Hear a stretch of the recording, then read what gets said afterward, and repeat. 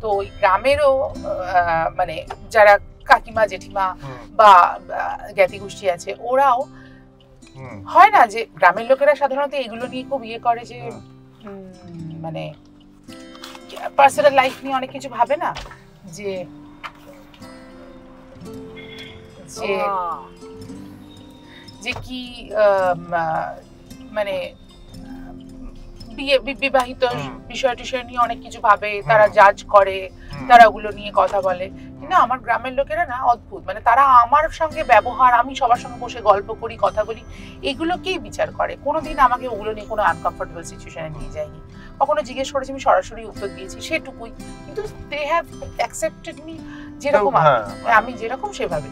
তো তাদের কাছে এটা ভীষণ প্রাউড যে আমাদের গ্রামের মেয়ে এত অভিনয় করছে, এত কাজ করছে, সিরিয়াল বা দেখা যাচ্ছে টিভিতে, এত প্রতিষ্ঠিত চারদিকে দেখা যাচ্ছে। হ্যাঁ, ওরা ভীষণ আর কি। এবং ওদের কাছে একটা জিনিস খুবই আমি দেখেছি যে সাধারণত কোনো একটা পজিটিভ ক্যারেক্টারে আমি যখন অভিনয় করি, ওরা ভীষণ খুশি হয় এই জায়গা থেকে। মানে ধরো আমি পুলিশ অফিসার, ইন্সপেক্টর, তো সে একটা ভীষণ একটা কমপ্লিকেটেড একটা কিছু সলভ করে দিচ্ছে। তো সব সময় সব বাড়িতে তো এরা পারে না, মানে তারা ভাবছে যে আমাদের মানে নিজের একজন সলভ করে দিচ্ছে, ওরা খুব খুশি হয় এটাতে আর কি, মানে ভীষণ রিলেট করে ওরা ভীষণ শান্তি পায় আর কি।